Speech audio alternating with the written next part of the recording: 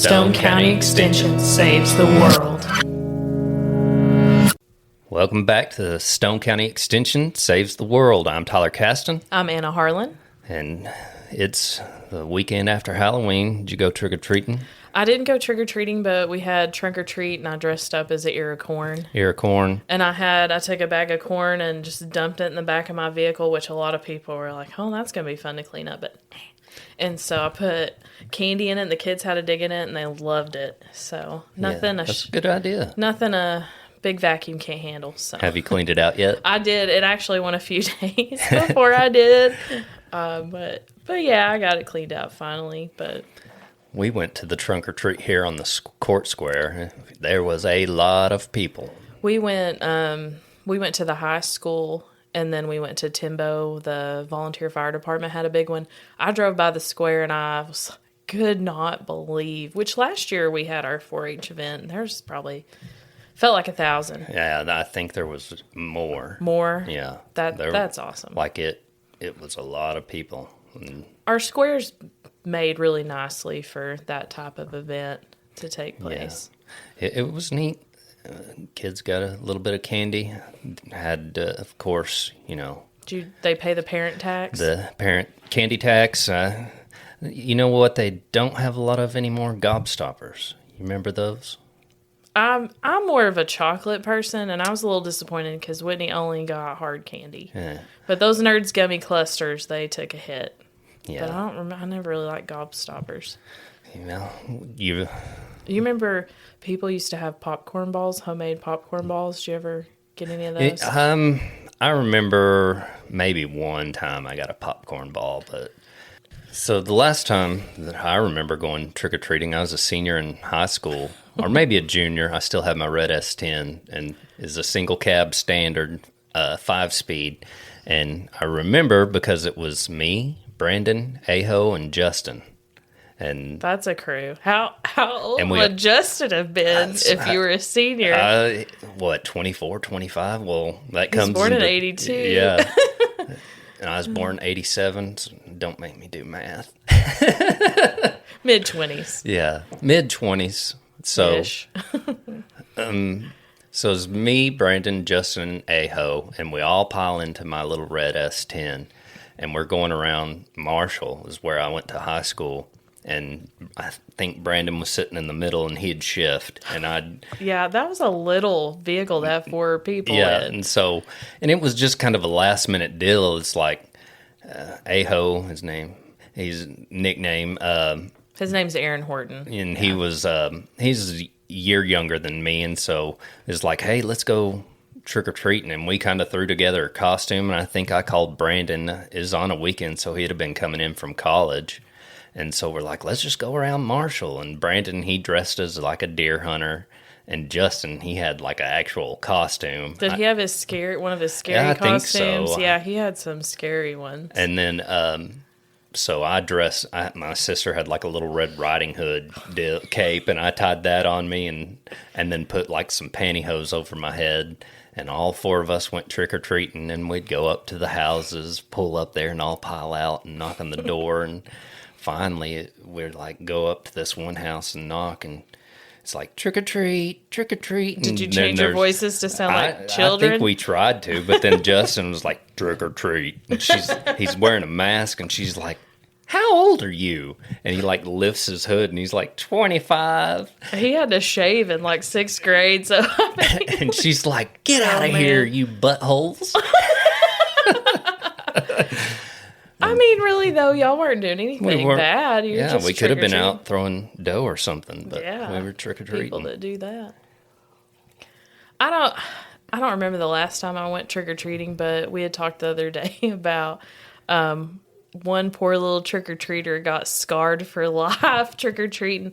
My mom, South Bayou Drive used to be a really hot spot for trick-or-treaters to go down that road, and we had this turkey. We had a few turkeys, so I think it was Andy found them, and he found a wild hen's nest that had the mom got killed or something doing hay, and they brought the eggs to us because I had chicken hens, so we raised them, And there were several hens, and they would go up to Town and Country and poop on people's vehicles and man. stuff. Yeah, but we had one gobbler, and he was so mean. I could not go outside unless I had a baseball bat. That's how bad he was. And We he had a hated, rooster like that. Yeah, well, imagine a turkey. And Yeah. he was so big that in my memory, his beard was dragging the ground. And he hated 3-wheelers, 4-wheelers, and white trucks. So he'd go up to the road and attack a vehicle driving by. So that's how mean he was. He wouldn't let me off the trampoline one time. Anyway, all this to build a case for how evil this thing was. And so this trick-or-treater parked in between my neighbor and my mom and dad's, and it's like he was going to hit both. And him and the turkey showed up, and he wasn't about it. And him and the trick-or-treater were the same height. And that kid, like, we hear screaming. Oh, so no. we went outside on the porch, and he was taking his bag, and he's swinging, and that turkey just kind of go, whoosh, and then he just come right back in at him. And I thought, gosh, his spurs were huge. We were hoping he wouldn't. And that kid just screamed. Did he get away? He got away. But he didn't come trick or treat at our house. No, I wouldn't. I'd be like, don't go there. Got in the van. So I wonder who this. If you're out there, let us know your side of the story. But we were laughing. I mean, what do you do? I don't know. Did you eat him? Yeah, I'd end up eating him. No. So all of the turkeys ended up going back wild, unless someone caught them at Town and Country. But the hens came, he would kind of go away, come back, go away, and I didn't see him again. And then the next year, a hen came back and brought all her chicks. Because I would always call my chickens to feed them. And so I called for her, and she came up running. But then it's like she realized, I can't come hang out here anymore, and left. So anyway, Yeah. interesting time with our Turkeys. wild turkeys. Thanksgiving's coming up. It You going to is. be eating any turkey? So my favorite way to eat turkey at Thanksgiving's deep fried. Deep to fried be turkey? honest. Is that healthy? Is that a healthy option? Probably not. I mean, no, probably not. Take the skin off, I guess, but that's Yeah. the best part. So, I've had smoked turkey before, and that's good. I bet That's smoked good. turkey would be good. Yeah, Jerry Wilson was always good at smoking turkey. So I was thinking about now with the benefits and government shutdown and everything, turkey really is a pretty cheap, relatively cheap source of protein. So I just did a quick little check of the prices. I looked at our 2 grocery stores, and one of them had turkey is 97 cents per pound, like raw whole turkey. And a whole chicken is at least $1.32 per pound, from what I could find of the prices. So you do not have to just eat turkey in November if you're feeding your family. You could spatchcock a turkey, which is like you're cutting out the backbone and then you're going to flatten it out. And it cooks way faster. I wrote down it's about 6 minutes per pound. So it wouldn't take long to bake it at that. And then whenever I've done that before, I'll take the backbone and then I usually cut off the wing tips because they may get overdone, and I'll throw them in with some leftover onion tops, maybe some carrots, mushrooms, and make stock out of that. Yeah. So you could even if you didn't want to just eat it like a piece, like a leg or whatever, you could shred it up and use it in jambalaya, enchiladas, chicken salad. So it's just another option, for you at your house. So don't just turkey's not just once a year if you don't want it to be. Yeah. So I like turkey pretty good. I like it when it's not overcooked. Yeah. I feel when like it's that's not real pretty dry. key. Yeah. Yeah, that's pretty key. And I've never baked one, just a whole one, like all together. I've How only long, broke it down. do you know about how long defrosting a frozen turkey? Yeah, so you better plan ahead on that, or you might be in a little bit of trouble. But so for 4 to 12 pounds, it takes 1 to 3 days in the refrigerator, and that's going to be your safest way to defrost thaw it. it, just To thaw it out. So you really got to plan ahead. So if you have a 12 to 16 pound turkey, that's 3 to 4 days. 16 to 20 pound turkey is pretty good sized turkeys, 4 to 5. And then you get above the 20, it's going to be 5 to 6 days. And then you need to use it within 1 to 2 days after you've thawed it in the refrigerator. So you've got to plan ahead for that. But if you get to the day and it's not fully thawed, so you're kind of panicking, you can thaw it under running cold water. So If you have a 4 to 12 pound turkey, you can thaw that out in 2 to 6 hours. So if it's partially thawed, but you want to make sure that it's submerged with that cold water continually running to make sure that you're not getting too high in temps. Okay. And so you can defrost it. Fridge is the best, and then if you were kind of worried about part of it not being fully, then you can run it under cold water. There's microwave too, but I'm sure you're going to kind of run into some other things with it. I don't think I could fit one in my microwave. Probably not in there. Not a very big turkey. Not a very anyway. big turkey anyway. We'd be able Pushing to him in there. just pack him in.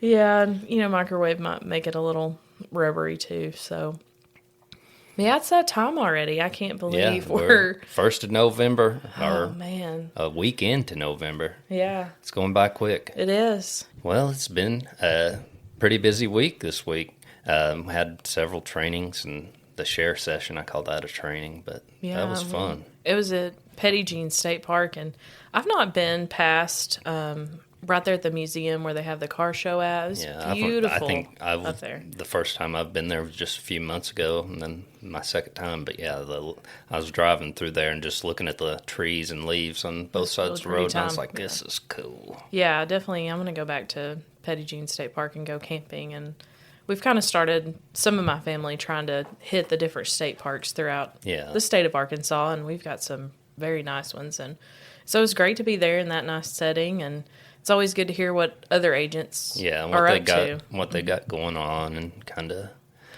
talk through some scenarios and stuff. I enjoy doing that type of stuff.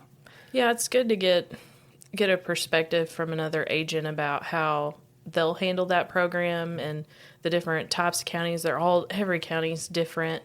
And then sometimes you pick up on little tools that you're like, oh man, that'll really make a difference. Yeah. And then it's good to hear from seasoned agents, and then even new agents will have some fresh ideas, and it's always good. Yeah, good time. I like doing that, and I like hanging out with everybody. Oh yeah, I like to see everybody. It's good. It's good to get to know each other and share just some commonalities and learn new things. And yeah, and I went to organic training.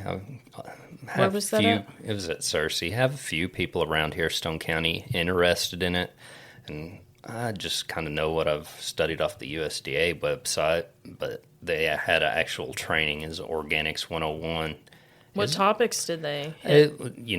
How do you get certified? And it's easier than what I thought. So say you wanted a ground to be organic, and they have different certifications, and it's a USDA label, and you have to follow the protocols and be certified and be inspected to get that USDA organic label. But it's a lot of work, but it's a little easier than what I thought. And so let's say you have some ground, it has to be 3 years without any restricted type things being on that. And what they're trying to do with organic is be sustainable and do natural type inputs and lower inputs rather than using a bunch of commercial fertilizer as like your source of nitrogen. You want to build up like a nutrient reservoir using, manures or natural occurring chemicals, or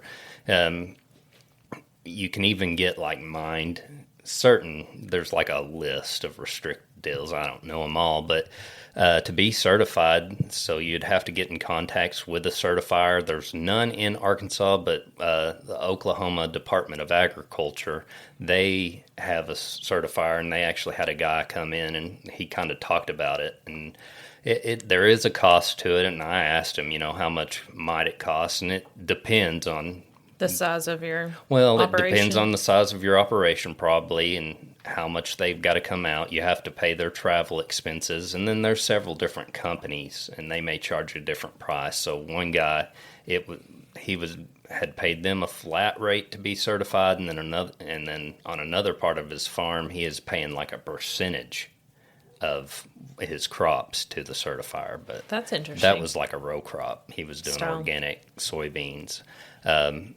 But the guy, he said from Oklahoma that somewhere around probably the certification process be less than $1,000. He said like $600, $800 plus travel expenses And so you have that certifier come in. Your ground has to be without any of those inputs for 3 years, but then they'll come up with a plan. So if you're, say, you're wanting to raise organic livestock, well, first you've got to certify the ground that you're raising them on. The pasture, it has to be certified first, and then organic livestock, it's just they have to consume everything organic. And so if your ground is certified, your pasture, to be organic, then they're consuming, and say you're doing a grass-fed beef, then they can be certified organic. But what's strange is like the whole, like it's got to be organic all the way through. So they have to eat, like we went and toured a guy's place, and that's what he does, is grass-fed organic.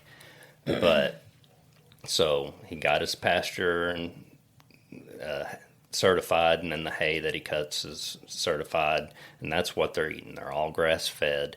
And then, say, when he wants to go to processing, he can't label them as USDA organic because the processor's not organically labeled. And so that's kind of weird. But then there's also certifications for, say, you haven't growing a garden and wanting to do organic vegetables, like the ground you're growing on, it has to be 3 years without any restricted inputs. And we went and toured a little organic farm over there, and they were growing on about an acre, doing a bunch of high tunnels and crop rotation, and that was really interesting. Like, so how they'd work is they'd have a ground and they'd lay some plastic down. Is like that white and black plastic, white on one side, black on the other. And over the winter, they'd lay down like the black side up, so it'd collect heat and kill like any of the weeds underneath there. And then they'd plant in it and then flip it over to the white side, is like to help germinate. And then they had some high tunnels, and then they were just doing like on crop rotation. And so that's cool. they sold to a lot of restaurants within Arkansas, So if you were above ground, you weren't in the soil, could you start before that 3-year period? Like if you're, well, how you would go about it is you'd want to get in contact with the certifier. So say you're going in a raised bed to grow organic, is if that was organically labeled, you're following the organic practices. And I'm not saying you say that you're organic, you have to be certified. There is like a certain amount. If you're under that, you can say that you're, claiming organic. You can't use the organic seal, but I believe it's under $5,000 if you're staying under gross sales of that and you're doing the organic practices, like not using any restricted like commercial fertilizers or pesticides. You can say, like if you're selling at a farmer's market, you say these are organically raised. So you couldn't use the seal, but then over the $5,000, you would have to be certified. Yeah, if you start selling over the $5,000, then you need to get certified if you're wanting to claim that organic. So it'd be good to contact a certifier at the beginning, even if it may be a few years out for you. And there is some funding, and like we have educational resources for transitioning to organics. NRCS has, I think it's through the EQIP, they have like a transitional to organic where you can get a little bit of cost share to work towards it. Again, it's for 3 years. You have to, it can't have any of the unrestricted, and you have to be doing the organic practices on it. And if you're doing it for 3 years, you contact a certifier, and they said it's really like a lot quicker. Like they'll look it over, and it's a lot of record keeping is what is required. And so you have to have like a farm plan. Again, the certifier is going to kind of work with you to get you set up. So if you are interested in growing organic, reach out to a certifier or hit us up. Well, even if you didn't want to be certified, there's resources for you. Yeah. Through extension. And saying that, like even like the goal of organic, it kind of has this, they're wanting to be sustainable. And I think that's something in agriculture we need to think about, is lowering our inputs and doing certain best management practices that lowers are overall. And so we toured that a guy's farm that he does. He's organically certified for livestock, and so what he was doing is like he was doing a type of managed grazing, but it was mob style grazing. He followed this one guy's kind of grazing academy, but he had like 250 cows and calves, and he'd rotate them around paddocks. He said he had like over 30 paddocks that he had made, and I think So they're on the piece of ground for just a short amount of time. yeah, they're on that piece of ground for a short amount of time, and so he'd mob graze them where you have a max load. And so what he's doing is he's forcing them to graze, whereas cattle, they'll go out and they'll Pick what they like. and they'll graze it, and then they'll walk over here and graze that, and when that other stuff starts to regrow, they'll grow back and graze that. And what we see a lot is people are overstocked on their pastures. That's something farmers around here need to consider if they're wanting to increase the amount of grass they're able to grow. Are you at your carrying capacity, or are you over that carrying capacity? And that's the amount of animals that a piece of ground can hold. And so you could probably get more out of your you could property get more with out of your rotational ground grazing. with some form of managed grazing. And there's several different styles. And we had a forage specialist. He used to say, do you just allow cattle to graze everything? And he said, if you want to start rotational grazing, just shut your gate. And so what we're trying to do with that, and what this guy did, is he'd mob graze, and they're not able. There's so many of them out there. They're competing for grass that they're going to eat everything. He said, I've seen them eat thistles, but he That's didn't. interesting. But what was cool about it was there wasn't a lot of broadleaf pressure out there, because he's grazing it and then moving them off there, allowing it to get, down. They graze it down so low, then he moves them off to another paddock and allows that one to rest. And so that alone could help you use that alone less could help inputs. you lose less inputs. You're spreading your manure around as cattle go throughout a field. If they've, pooped and peed on something, they're not going to come back and eat on it. They know, I've just took a dump over there, and so I'm not going to go eat over there. But if I don't want to eat in the bathroom. yeah, so there's a lot of waste, and so what we're doing with controlled grazing is just increasing the efficiency of that field. And if, say, you're doing something like a continuous grazing where they're allowed to just eat whatever they want, and they're going to get picky. Yeah, they get picky to select their favorite things and the stuff they don't like to eat that maybe they normally would. Like, say you have some fescue out there, and then you have, say, some other type of grass. That fescue is real, if you ever felt the edge of it, it's like a sawtooth. And so it's not as palatable. They'll eat it, but if they've got something else that they prefer, they're going to eat it first, and then maybe there's a patch of it over there. They go over there and eat it, and then that fescue gets too mature, and then they really don't like it. And so if you're doing some sort of managed grazing, you can increase your efficiency from, say, a continuous grazing is probably like they're utilizing 25%.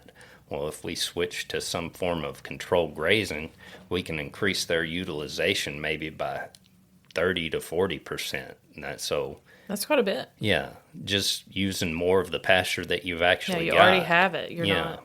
And so doing practices like that actually do make sense, and I think a lot of farmers should think about that. Like, fertilizer is real expensive. Well, if we can get our fields right and we're doing more grazing, less hay cutting, because hay takes a lot of nutrients out of the ground. You think about it, we're going out there, we put out fertilizer, the grass grows, we harvest it for hay, and then we take all that away. Whereas in pasture, we fertilize it, cattle are going through there, grazing it, and they're using a little bit, but essentially they're recycling a lot of the nutrients, not 100%, but more than if you were more than totally if we're just removing it out. And then, so if we're able to increase our grazing, we can lower the amount of hay we have to feed. Dr. John Jennings had developed this thing called 300 Days of Grazing, where you're using here in Arkansas, part of Stone County, we've got a pretty good growing season. We got the ability to grow cool season grasses, and then May, June, July, August, we can grow warm season like Bermuda grass as a perennial, or and then say in the spring or in the fall, like fescue's coming on, or we could plant something like a ryegrass or a cool season annual like a winter wheat or a oat, and these past few years it would have been hard because we've been having a fall drought. Yeah. But if you plan for that, so I know that I'm kind of in a drought, but I've got this field over here. I could either graze them or I could feed hay right now to allow this pasture to rest and kind of regrow. Then I could say come back and graze them maybe a little bit later instead of having to feed hay. Does that make sense? Yeah. Like with cattle, you're really in the grass management business. Yeah, that is it. You're wanting to manage your forages a little bit better than you want to be a grass farmer rather than a cattle farmer. We want to have those animal husbandry abilities to where we know how to move livestock, work around them. Cattle, we know they're a prey animal, they're a herd animal. Knowing their fight or flight zones. Yeah, knowing their fight or flight zones, where that balance is, and how you can approach and put pressure and then relieve to move them around and do that safely. That's important. But if you don't have good forages or a good forage program where you're able to grow grass, you're not going to be successful. And it's hard driving by places and seeing malnourished cattle and tough times. Mm-hmm. So, and cattle prices are pretty decent right now, and so we could cull, get rid of some of them that aren't doing what we need them to do. Poorly. Yeah, send them to the sale barn and get our stocking rate at a more manageable thing. Allow more grass to grow. It'll make it a little bit easier on you, and you'll get kind of an increase in your cattle's condition. Mm-hmm. And that makes them able to perform a little bit better.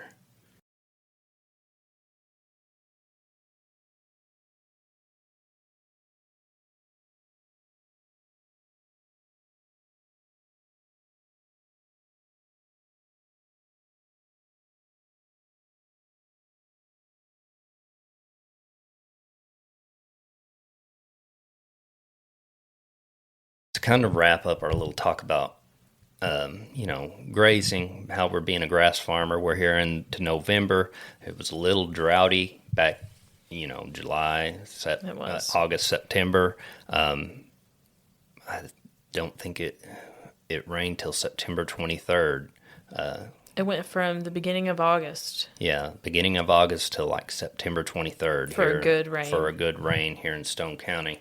But that's a lot of times when we would want to be planting, say, a cool season grass for, say, fall grazing. If you'd have took the chance and, say, went out and seeded early February, you'd probably got good germination. But we're into November now, and you might be like, well, I still want to put something out to have some early spring grazing. You're probably not going to get any benefit from it over the winter. For as like a fall grazing, but we can still do some sort of cool season annual ryegrass. I wouldn't do oats. Late? They won't overwinter. Okay. They're more of a fall, like you could plant them early in the fall and they'll grow up and we could graze them before it gets real cold.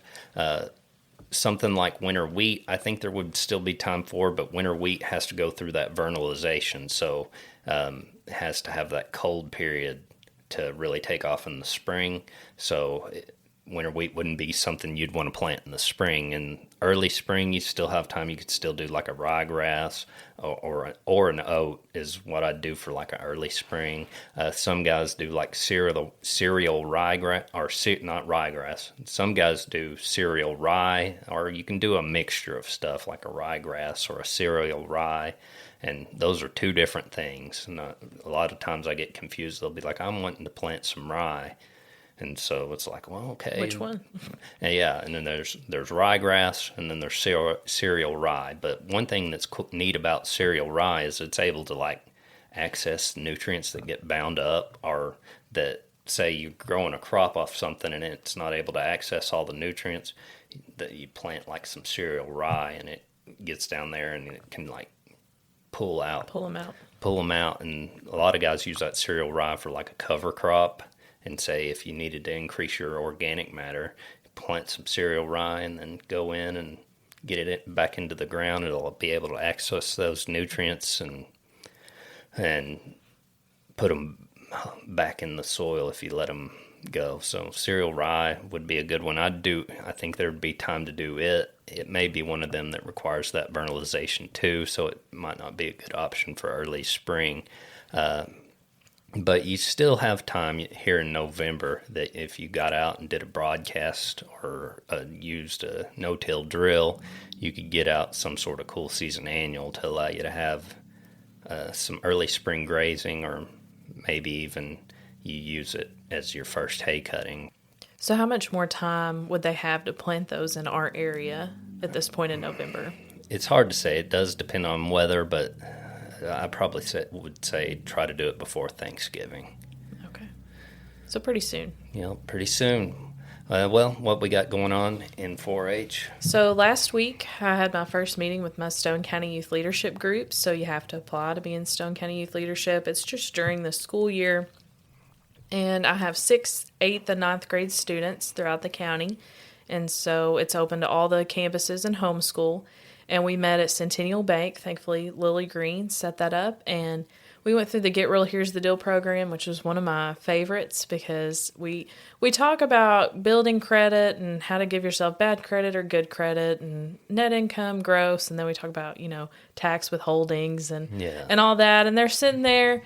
And they're probably thinking, this is a lot of information. How does this apply to me? And then they get a fake job based off of real pay. Yeah. And they get this family scenario, and I usually try to give them a bunch of kids. Yeah. Do you still take out the good jobs? I try to take out the good jobs. Now, one lucked out. He still had a pretty good job, but I try to take out all the high-paying jobs so that they have to suffer a little bit.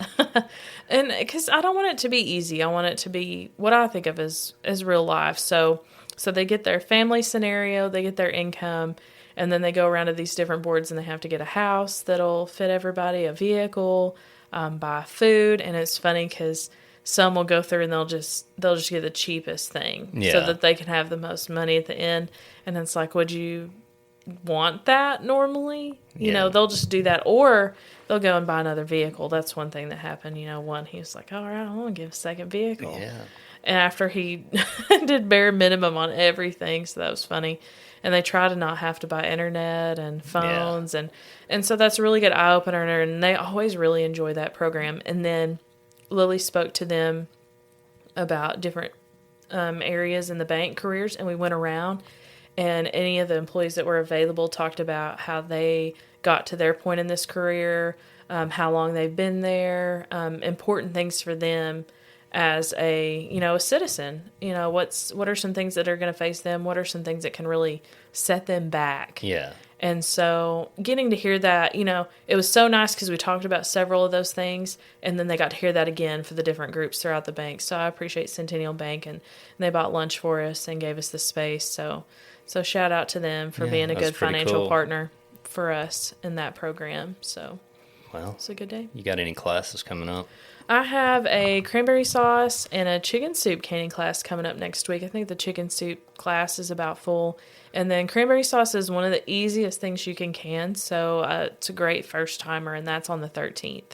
And then I've partnered with Modern Woodman. So if you're a Modern Woodman member, then we're doing cranberry sauce on November 18th at 5:30 p.m. I don't do a lot of night classes. So if you're a Modern Woodman member, I would take advantage of that. And cranberry sauce, if you have one of those purists in your household, do y'all eat cranberry sauce? The canned. Yeah, so there's always someone that says they only eat it out of the can. So one year I made it and I poured, I'd cleaned a can and I poured it in there so it'd have all the little ridges and everything. Yeah, it's better than canned, I think, or at least, Yeah. it's definitely not worse. So. Not worse. Yeah, I've got the brucellosis coming up on the 18th. We've got guys signed up for that. I hope that goes good. Oh, and we have a food drive November 21st coming up. Our 4-H group has been doing food drive for a very long time. It was originally started by one of our clubs. We're doing it. I think they used to be Bluff Springs. And they would go around and pass out like the bags, and people would fill them up, and then they'd go collect them. Well, over time, it got less and less kids in that club, and so we turned it into just a county event. County event. So we've been doing it ever since I've been here. So that's 10 years. Yep. It'll be at Harp's Food Stores November 21st from 10 a.m. to 5:30 p.m. So we hope that you stop by. Take cash, take food. Happy to see you. Harp's is a great partner. They usually make blessing bags in advance, and I know there's a lot of efforts right now to help boost the food stores at our local food ministry. Yeah, and our kids will be there, and they're usually passing out like the type of stuff, the flyer with what we're hoping we'll to get, and they really like that. They like visiting with people, and yeah, they have a good time. It's fun, and they'll carry your groceries. They try to be helpful when we do it. The young, able bodies. Yep. Well, I think that's good for today. Yeah. And we appreciate everybody that's hung on and been listening this last few episodes, and we're happy to have you. All right.